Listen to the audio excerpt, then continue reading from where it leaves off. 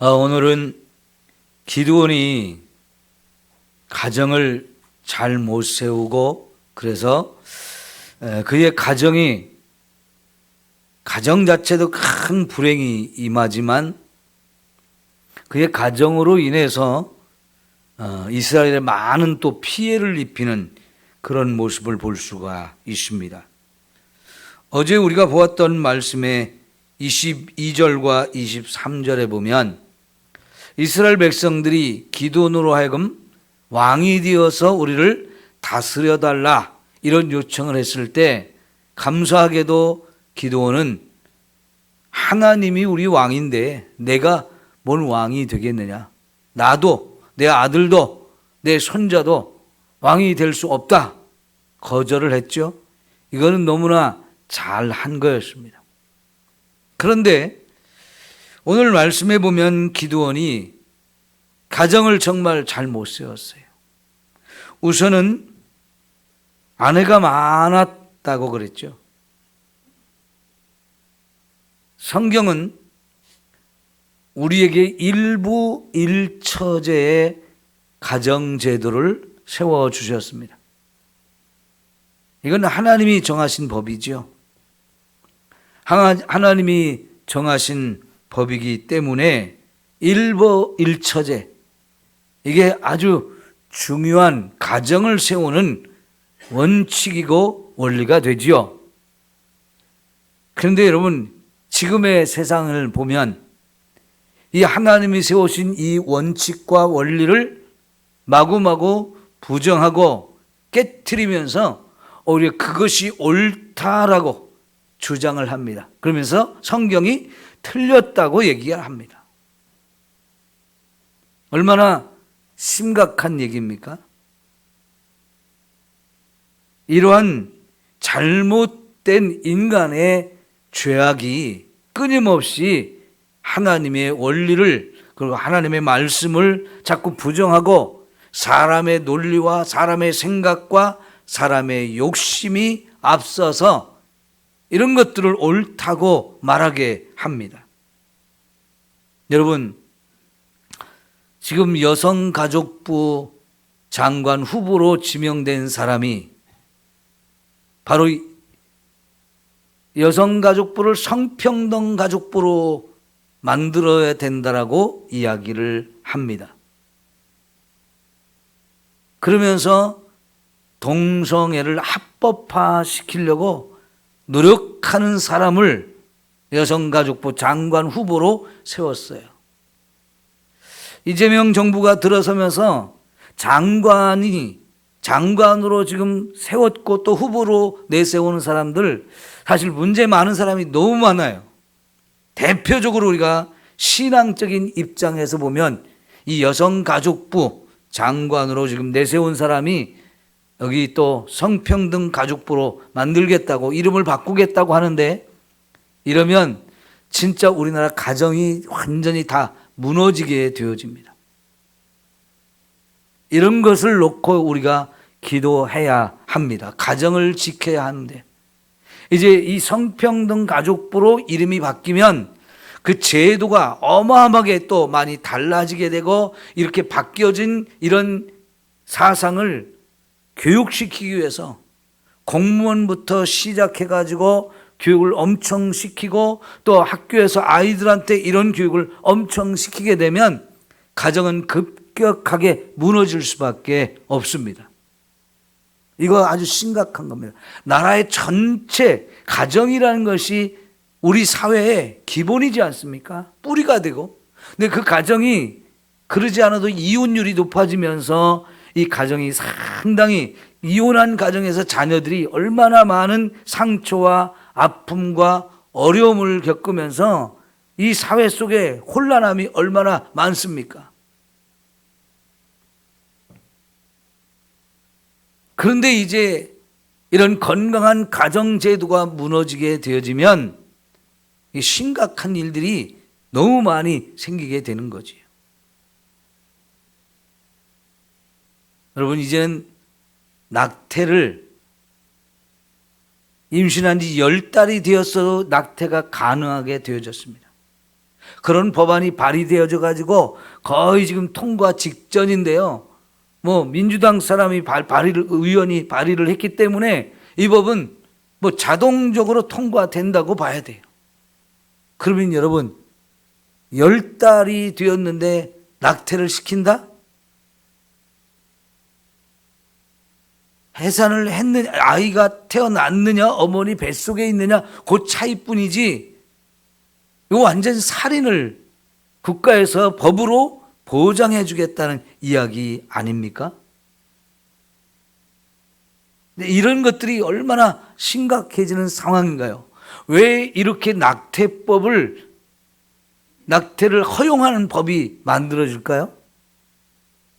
그거는 남자나 여자나 성관계를 자유롭게 하는 것으로 사상이 바뀌고 그걸 어려서부터 아이들한테 가르치기 때문에 여러분 이런 생각을 가진 사람들은요 중고등부 학생들 이 청소년기에 그 왕성한 성욕을 억제시킬 필요가 없다는 겁니다. 그냥 원하기만 하면 자유롭게 그 관계를 맺게 허용을 하자고 그런 교육을 시키고요. 또 그래서 아이들이 임신을 했을 때 그냥 자유롭게 낙태를 해줘야 된다는 겁니다. 그러면 이 성관계가 엄청 문란해지고 가정은 건강하게 세워질 수가 없는 거지요. 이 일부 일처제가 아니라 일부 다처제 또 다부 일처제 다부 다처제 이런 말도 안 되는 제도가 이제 그냥 막 허용이 될 수밖에 없는 겁니다. 여러분 이제는요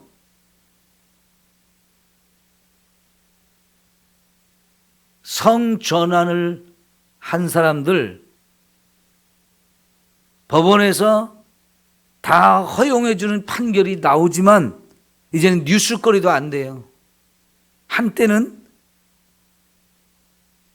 성전을 한 사람들의 이 성전환 사실을 법적으로 허용해 주는 재판이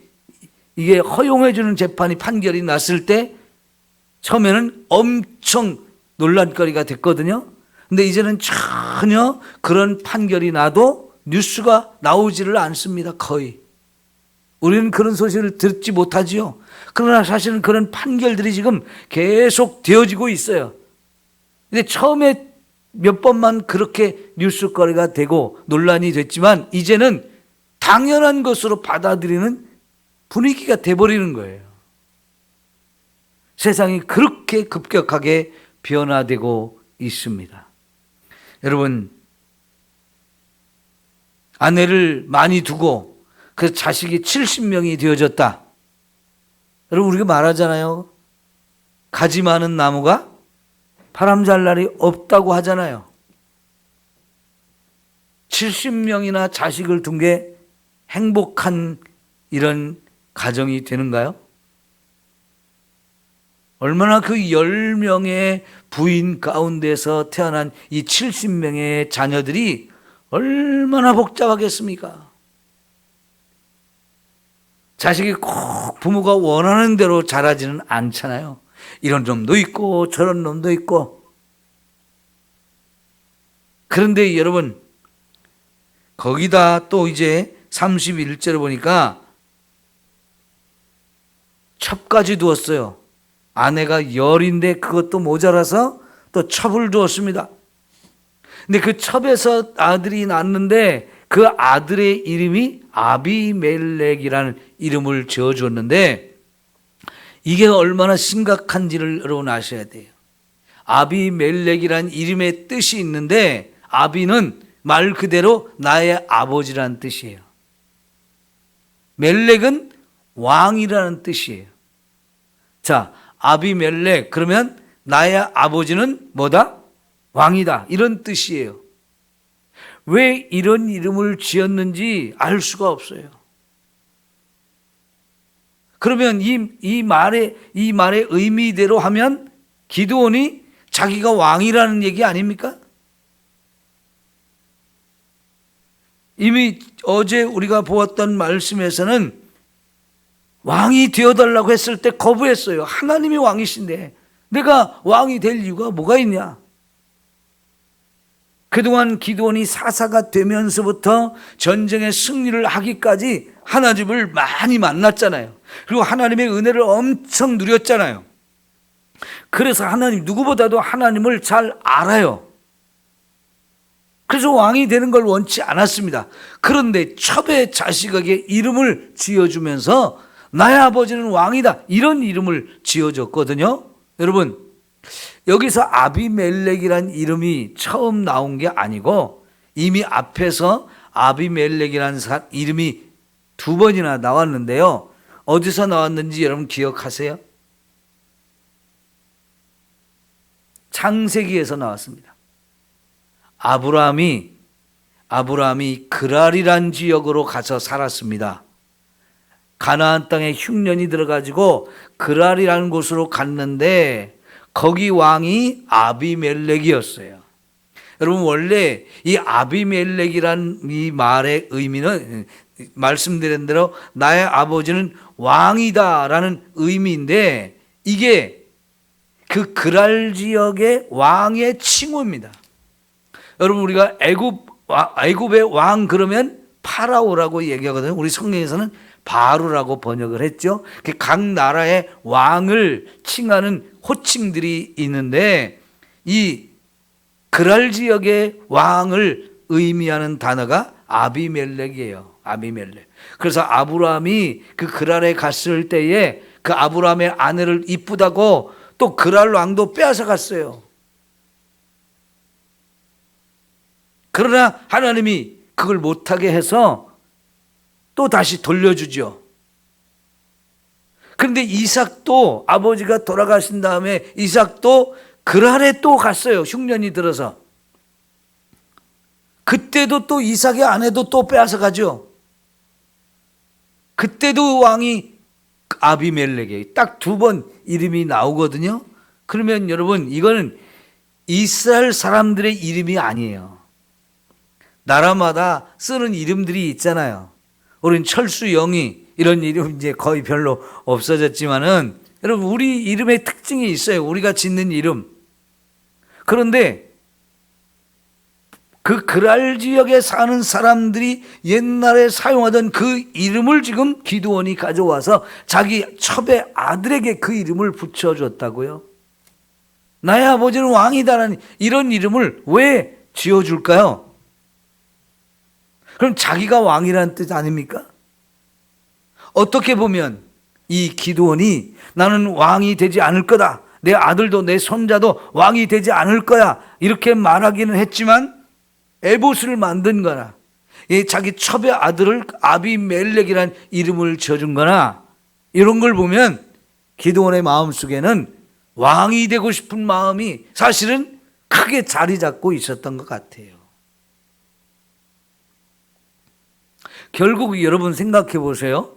이 아비멜렉이라는 이름을 가진 아들이 계속 아비멜렉 이렇게 이름이 불려질 때마다 우리 아버지가 왕인데, 그러면 무슨 생각이 들어요? 나도 왕이 돼야지. 다른 아들들이 70명이 있어도 그런 이름을 붙여주지 않았는데 나한테만 특별히 이 이름을 지어줬다면, 여러분, 이 이름으로 불려지는 이 아비멜렉은 내 아버지가 왕이니까 나도 왕이 될 거야. 실제로 왕이 됐잖아요. 그로 인해서 얼마나 불행한 일들이 많이 일어났습니까? 사람은 자기 이름대로 된다 그러지 않습니까? 그래서 이름을 잘 지어주는 게 너무 중요해요. 그런데 지금 이 아비멜렉이라는 이름은 함부로 지어줄 수 있는 이름이 아니에요. 기드온이 말한 것처럼 하나님이 우리 왕이신데, 말 그대로 이 의미가, 아비멜렉이라는 이름의 의미가, 이 기드온이 하나님이 나의 왕이다, 하나님이 나의 아버지고 하나님이 나의 왕이다, 이런 의미로 지어졌다면 이거는 뭐 더없이 좋은 얘기죠. 그러나 이거는요, 이스라엘 백성이 생각하든 누가 생각하든지 간에 하나님이 나의 왕이다라는 의미로 생각할 수가 없어요. 이방인인 그랄 사람들이 사용하던 이름인데, 그 왕의 칭호인데, 내 아버지는 왕이다. 그 왕은 바로 아버지 기드온을 의미하는 걸로 받아들이게 되어지고, 그럼 너도 왕이 될 수 있어. 네가 왕이 되어야 돼. 아마 기드온이 그런 의미로 붙여준 게 아닐까요? 내가 왕인데 사실은 눈치 보느라고 왕이 못 됐는데 너라도 왕이 돼야 된다. 응? 사람들이 나를 왕을 세우려고 했지만 내가 그걸 못하겠다고 거절을 했지만 사실 너라도 왕이 돼야 되지 않겠어? 여러분, 그러면 왕의 아버지잖아요. 그럼 아버지도 왕이신 거지. 그런 의미로 지어졌을 가능성이 너무나 많은 거지요. 그런데요, 여러분, 9장에 가면 이 아비멜렉이 자기가 왕이 되겠다고 하면서 어찌했습니까? 기드온의 70명의 아들을 다 죽여버렸어요. 자기 형제들이죠. 형제는 형제지만 아버지가 자기 어머니를 첩으로 삼았기 때문에 이건 늘 봐도 첩의 자식이에요. 첩의 자식이다 보니까 사람들이 자기를 인정을 안 하는 거예요. 아버지 아들로도 인정을 안 하지요. 또 이렇게 차별 대우를 하지요. 그러니까 이게 화가 난 거죠. 그래서 이참에 나를 차별 대우하는 아버지의 이 아들들, 이놈들 내가 싹 다 죽여, 70명을 다 죽였어요. 이게 얼마나 끔찍한 일입니까? 여러분, 가정이 이렇게 엉망이 되어졌는데, 이렇게 엉망이 되어진 가정 누가 이렇게 만든 거예요? 기드온이 만든 거지요. 어제 22절, 23절 여기까지만 제가 기드온의 선한 모습을 보여줬다고 그랬죠. 그 이후부터 기드온이 죽기까지 그의 가정과 그의 삶은 이렇게 형편없이 망가지고 결국은 그 많은 아내와 그 많은 자식들이 싹 다 죽음을 당해서 완전히 전멸당한 거잖아요. 그러면 형제들을 다 죽이고 왕이 되었던 이 아비멜렉, 그는 뭐 진짜 왕으로서 막 승승장구하면서 멋진 가정을 이루었습니까? 결국은 여자가 던진 맷돌에 맞아가지고 머리가 깨져서 본인도 죽었어요. 그러면서 기드온의 가정은 완전히 박살이 나서 없어졌죠. 완전히 멸문지화가 된 거예요. 얼마나 안타깝습니까? 우리는 자식을 낳으면 너무 좋아해요. 그 자식에게 우리의 모든 걸 다 쏟아부으면 사랑해줘요.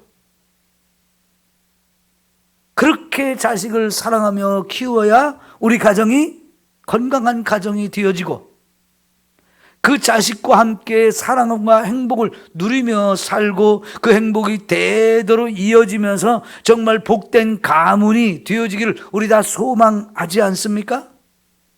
우리가 뭐 4대, 5대, 뭐 6대, 10대까지 내다보기는 어렵지만 그래도 내가 살아있는 동안에 내 자녀들이 정말 행복하게 살아가는 모습들을 보고 싶지 않아요?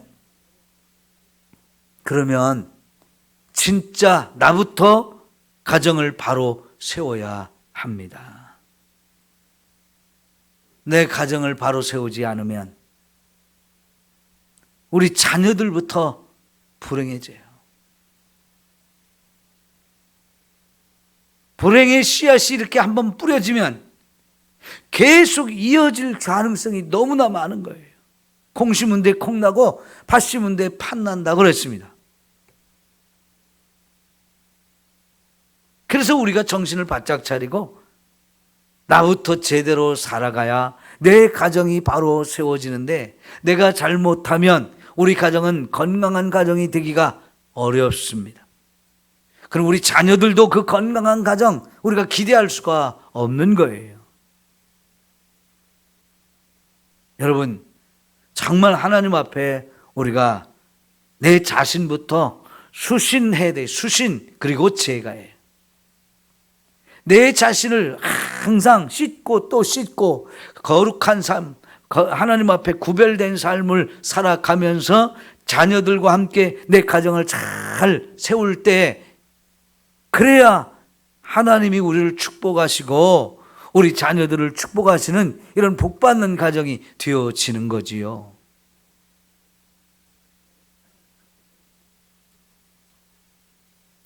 우리가 이제 이 땅의 삶을 다 마치고 하나님 나라 가면서 우리 자녀들에게 어떤 모습으로 기억돼야 되겠습니까? 우리 아버지 어머니는 참 훌륭했다. 참 존경스러운 분이었다. 부족함이 아예 없는 건 아니죠. 누구든지 다. 그죠? 기드온도 이렇게 부족하기 때문에 이렇게 산 겁니다. 그러나 우리도 다 부족하지만 그럼에도 불구하고 우리 자녀들이 생각할 때 우리 아버지, 우리 어머니 참 훌륭했고 내가 존경하는 분이야. 그 아버지, 어머니가 나에게 남겨준 삶의 모습을 나도 본받고 나도 그렇게 가정을 세우며 내 자녀들에게 그런 뜻을 좀 이어줘야지 할 수 있는 모습을 우리가 가져야 됩니다. 자녀들은 부모로부터 사랑도 받지만 안타깝게도 부모 때문에 많은 상처와 아픔과 이런 것을 받으면서 속에 쓴뿌리가 생기고 가시가 생기는 일이 사실은 많이 있습니다. 여러분 TV에서 금쪽 같은 내 새끼 그런 프로그램이 있죠. 거기 보면 아이들이 정말 이상한 아이들이 많이 나와요. 그런데 알고 보면 다 부모 때문에 아이들이 그렇게 되어진 것을 나중에 알 수 있어요. 아이들이 부모로부터 상처와 아픔을 많이 받다 보니까 그 안에 막 가시들이 자꾸 자라가지고 부모한테 막 대들면서 막 아이들이 망가진 그런 모습들 많이 보지 않습니까? 그런데 나중에 그것을 잘 해결해서 아이가 이렇게 아름다운 모습으로 그 상처들을 다 치유받고 가시들이 다 잘라지고 회복된 모습을 보면 너무 감사한데 그 시작을 어디서부터 하나요? 부모를 고치는 것부터 시작한다. 부모 때문에 아이가 그렇게 망가졌으니까. 근데 그런 아이들 세상에 요즘에 너무 많은 거예요. 그런 아이들을 바로잡아주지 아니하면 평생 그 아이는 불행하게 삽니다. 평생 불행하게 살아요. 근데 자기만 불행하게 사는 게 아니고 주변에 있는 사람들을 다 불행하게 만듭니다. 왜요? 가시가 자꾸 뻗쳐나와 가지고요. 그 옆에 가까이 갈 수가 없는 거예요. 여러분, 그렇게 가시가 있어도 그런 사람일수록 더 사랑받기를 원하고 사랑하기를 원하는데 이게 마음대로 안 되는 거예요. 내가 누구를 사랑하려고 하면 가시부터 나가요. 누군가 나를 사랑하려고 다가오면 그 사람들이 자꾸 내게 달려있는 이 가시에 자꾸 찔려서 상처를 주게 돼요. 그러니 여러분 어떻게 세상을 행복하게 살아갈 수가 있겠습니까? 우리 자신이요 자꾸 나를 돌아보면서 혹시라도 우리가 살면서 자녀들에게 잘못한 것이 있고 건강한 가정을 보여주지 못한 것이 있으면 자녀들 앞에 내가 잘못했느라고 미안하다고 나를 용서해달라고 부모가 먼저 자꾸 사과를 하고 회개할 수 있는 모습이 있어야 우리 가정을 바르게 세울 수 있거든요. 왜냐하면 너나 할 것 없이 우리들은 기드온처럼 부족함이 많아요. 이게 인간의 본 모습입니다. 잘하는 것만 있는 게 아니고 잘못하는 게 다 누구든지 있어요. 내가 아내에게 잘못하는 것이 있으면 그걸 우리 자녀들이 다 보고 잘하거든요. 근데 우리 아빠는 왜 저렇게 엄마한테 저렇게 잘 못할까? 그런 게 보이면요 이게 아이들한테 심각한 상처를 주는 거죠. 아내도 마찬가지고요. 이런 잘못된 모습들을 우리가 보여준 것이 있으면 나부터 빨리 회개하고 자녀들 앞에 용서를 구해서 우리 가정을 바로 세워야 되는데 그래야 자녀들 속에는 상처와 아픔이 치유가 되고 이렇게 도단한 가시들을 제거해 줄 수 있어요. 여러분 그래서 부부관계가 너무 중요하고 그것이 자녀들에게 가장 큰 영향력을 주기 때문에 이게 우리가 정말 가정을 바로 세우는 일 너무너무 중요한 거예요. 여러분, 우리의 가정을 좀 바르게 세우고 모두가 함께 사랑과 행복을 누리는 이런 복된 가정이 되었으면 좋겠습니다. 기도합시다.